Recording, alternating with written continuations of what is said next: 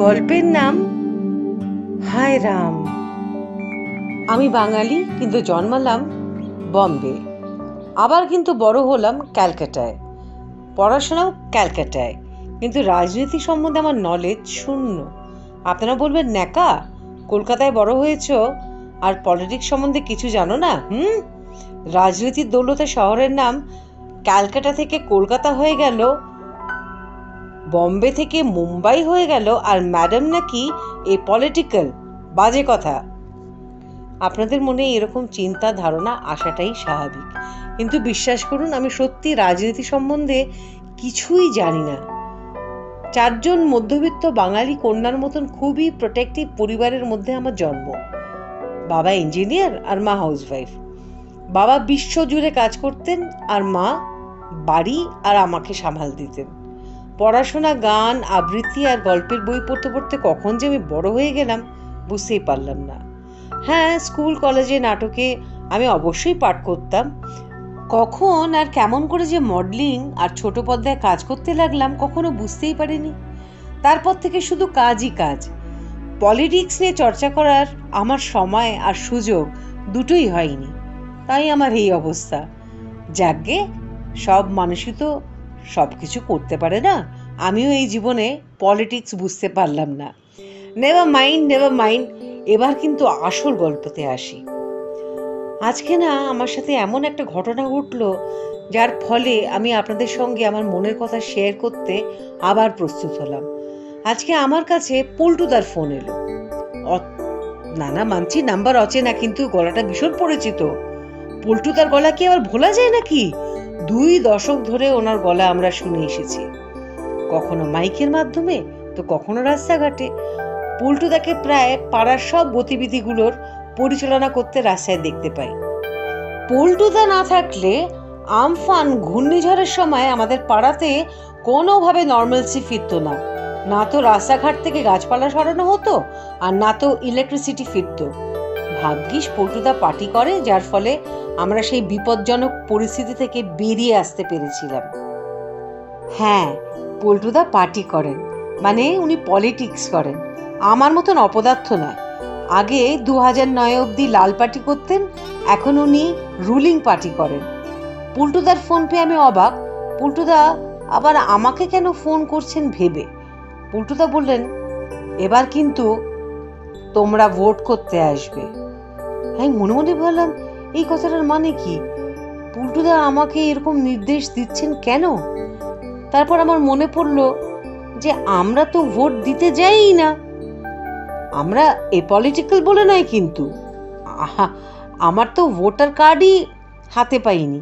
আমাদের নাম তো কোনোদিন ভোটার লিস্টে উঠতই না, যদি না আধার কার্ড ম্যান্ডেটরি করে দেওয়া হতো। আধার কার্ড হয়ে যাওয়ার পর থেকে অবশ্যই আমাদের নাম ভোটার লিস্টে ওঠে। তারপর থেকে প্রত্যেক ভোটের সময় সব পার্টি থেকে তাদের লোকজন আসে আর ভোটিং স্লিপ ধরিয়ে ভোটের দিন পাড়ার ভোটিং বুথে এসে ওদের জন্য ভোট করতে বলে। শুধু পল্টুদা ছাড়া। এমন না যে উনি আসেন না, উনিও আসেন, পল্টুদা আসেন, কিন্তু অন্য কথা বলতে। উনি এই ধরনের কথা বলেন, তোমাদের বুথে আসার কোনো প্রয়োজন নেই, ওটা ভদ্রলোকে যাওয়ার মতন জায়গা নয়, তোমাদের ভোট আমরাই দিয়ে দেব। আমি ভাবলাম, হঠাৎ এতদিন পর পল্টুদা উল্টো কথা কেন বলছেন? পল্টুদার গলার আওয়াজ পেয়ে আমার চিন্তা ভাবনা ভঙ্গ হলো। কি হলো? শুনতে পেয়েছো কি বলছি? এবার কিন্তু তোমরা ভোট দিতে আসবে। আমি মিনমিন করে বললাম, আচ্ছা পল্টুদা, আমাদের কাছে কিন্তু কোনো ভোটার কার্ড নেই।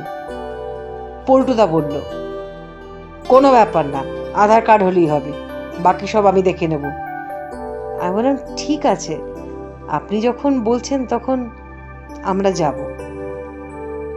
পল্টুদা বললেন, ভোট কিন্তু জোড়া ফুলকে দেবে না, এবার কিন্তু বাংলায় কমলকে ফোটাতে হবে। পদ্ম ফুল। এই কথা শুনে আমি আকাশ থেকে পড়লাম। কি কথা বলছে পল্টুদা? না চাইতে মুখ থেকে বেরিয়ে গেল, এটা তুমি কি বলছো পল্টুদা? কি হলো? তুমি তো বাম না, সেকুলার না কি, মানে তুমি তো এই 2টো ফুল, মানে তুমি তো জোড়া ফুল। আমার কথা শেষ করার আগেই পল্টুদা বলে ফেললো, আমার আর পার্টিতে পোষাচ্ছে না।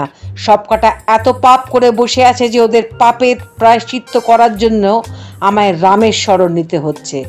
সব কিছু রামের ভরসায় ছেড়ে দিলাম। ব্যাস, এইটুকু বলে পল্টুদা চুপ করে গেল। আমি কথা বাড়াইনি, কিন্তু মনে মনে ভাবলাম, বাম পার্টি তো রাম কি কোনো আল্লাহ, যিশু বা শ্যামকেও বিশ্বাস করে না, তাহলে পল্টুদা কি পাল্টি মারছে? তারপর ভাবলাম, না না, পল্টুদা তো ঘটনা সূত্রে বাম থেকে জোড়া ফুল হয়ে গেছে। তার জন্য রাম, রহিম, ঈশ্বর, আল্লাহ, বৌদ্ধ, জৈন, যিশু, সব সব মানে সবই তো এক সমান। তাহলে পল্টুদা এত ঈশ্বর থাকতে শুধু রামের স্মরণে কেন চলে গেল?